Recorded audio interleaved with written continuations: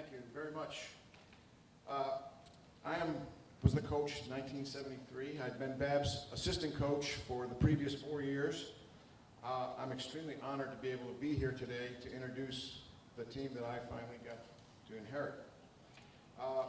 Before I begin with the individual inductions or introductions, I'd like to tell you just a little bit about the team. You just heard part of the story, why they were picked for this, and that they went 12-0. But that's not the real story. The real story is who they beat. They beat Andover, they beat Exeter, they beat Hotchkiss, they beat Mount Herman, and they killed super rival Deerfield. As a matter of fact, we broke a national record in the 200-yard freestyle that was 10 years old, that was set when I was a senior by the Deerfield swimmers in the 200 free, and we had 4 swimmers on this team in 1973. Out of the top 15 swimmers in the 50 free in the country, 4 of them were on our team. So obviously they'd break that record. We also had, and now this is what's important, we had victories over the Dartmouth freshmen, the Harvard freshmen, the Williams freshmen, the plebes from West Point, the cadets from the Coast Guard, and then finally the #1 nemesis of the swimming teams at Williston for the 22 previous years was Yale University. Three times, Williston would have had an undefeated season in front of us, except they lost by 1 point to Yale. And I thought that this year it was going to be the exact same thing. You need 48 points to win a dual meet. We had, going into the last event, we had 47, they had 41. The last event, 7 points to the winner, nothing to anybody else. And I said to myself, oh boy, here it comes again. If they win the relay, they win the meet 48-47, and we're not undefeated. But the guys knew what they had to do, and they came through. Our A relay got first, our B relay got second, Yale got third and fourth. We won the meet, easily. They then went on after that to win the 11th consecutive New England championship. And I'd like to introduce to you the members of that team and letter winners that particular year. And I'm going to talk about and mention the term All-American. And I think, well, I just told you about the 4 guys in the 50 free. To be an All-American, you have to be one of the top 10 individuals in your event in the country. To be, and then they say, wow, that's not very many people. Let's let 5 more people in and we'll call them honorable mention All-Americans. So 15 people get recognized in swimming in each event. I'd like to introduce to you Jay Silfone. He was a 1-event All-American on the medley relay. He swam the breaststroke on that particular relay at the Eastern Interscholastics. The 4 guys that made All-American on that relay was the only time they swam that event together the whole year. And I'll introduce them as they come up. Jay, will you please come up here? When I say one of your names, stand up, come on up here. Jeff is going to hand out a medal. Jay is one of the guys that was honorable mention in that 50 freestyle. Carlton Cronin. Carlton was our most improved swimmer. Actually, he shared that event. He was very instrumental in us winning the New England Championships. And by the way, we won the New England Championships after the 100 freestyle. There were still 5 events to go. Nobody else could, we didn't have to score any more points. The other teams, if they stayed where they were, they couldn't have beaten us. So that lets you know how deep this team was.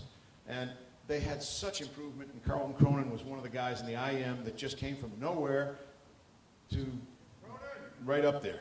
And he also swam in the 400 free that meet and did a tremendous job for us in the finals. Jeremiah Donovan. Jeremiah was a man that we had to have really step forward. He was our backstroker. The #1 guy that I thought would be swimming backstroke, I'm going to introduce later, but he said, I don't like backstroke, and if you make me swim backstroke, I'm going to play basketball this year.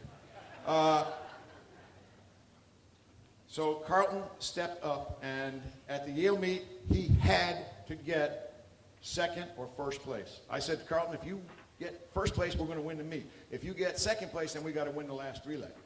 He got second, and it was very, very close. He did his best time, and that was great. I think it was his first time under a minute. Tad Zamian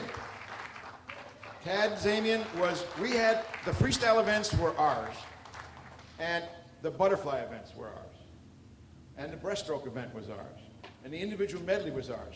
But we had very strong flyers. Tad was one of them. He was on all the different relays, 400 freestyle, any freestyle, and that just showed the versatility that we could put forward. Dave Griswold.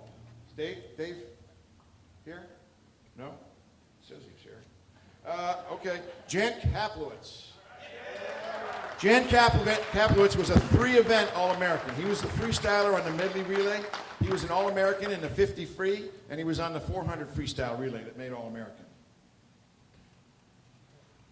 This was our Superman, Elvis impersonator.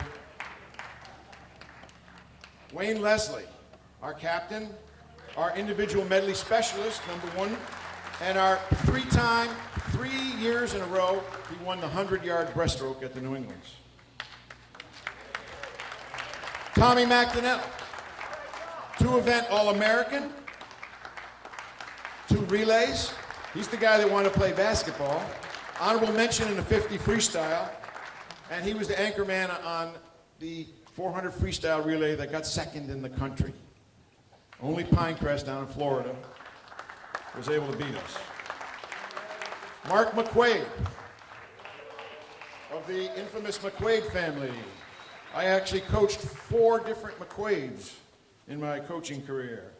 Scotty was an unbelievably improved freestyler that year. Swam the 200 free and 100 free at New England's, did his best times. Tells me I made a mistake and didn't put him on the last relay. Then he would have been an All-American. But that's what happened. Scotty Nicholson. All right, Gimpy. 1-event All-American. 400 free relay. He didn't swim with that cast in those days.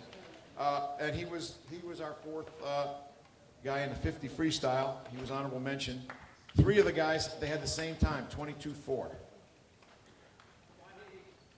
Chris Stack. Chris Stack is a 2 individual event All-American. The 200 free, he broke an 8-year-old record held by Jimmy Edwards from 1965 in the 200 freestyle. He beat Jimmy. Yep. He was one of our New Hampshire boys also. Yep. And he won the 400 freestyle in a record as well. And he was made All-American. That means, and he was like 4th in the country. That brings me Tim Wallace. Tim Wallace shared the Most Improved Swimming Award. He was an All-American in the 100 butterfly. Now, you've got to realize that in the 10th grade, he got 11th place in New England. In the 11th grade, he got 7th place in the country in the 100 butterfly. He improved that much, from just barely making the consolation finals to being 7th in the country. Larry Whalen. Come on, Larry. Larry is a guy that improved our depth. He was our second backstroker most of the time, and he swam very well in the New Englands in the backstroke. Now, I'd like to just show you the 4 guys in the 50 free.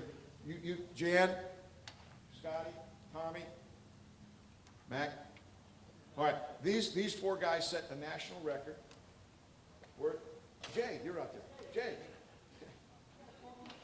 Yeah. All right. He can't hear with all that hair. These guys set a national record that Deerfield had held for 10 years, and it was a high point of the season. Second to the last meet, one of the other teams let us hold this instead of the normal event that was going to be scheduled for that day, and they came through for us. They broke the record by 0.8 of a second. All right.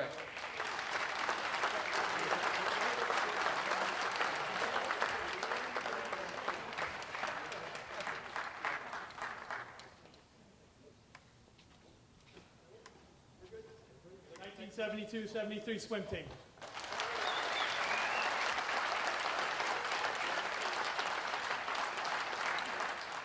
I made a terrible mistake. I was, I guess, a little nervous going over my sheet. It was all kind of messed up. Bill told me I had to do it alphabetically, and I messed up. So I want the whole swim team to come up, but I want to first recognize Jerry Martin. I was telling you about my butterfly crew. Jerry Martin is the man. When you talk about butterfly and versatility and relay swimmers, he's one of them. So if all the rest of the guys will come up, I want to have a team picture with him in it as well.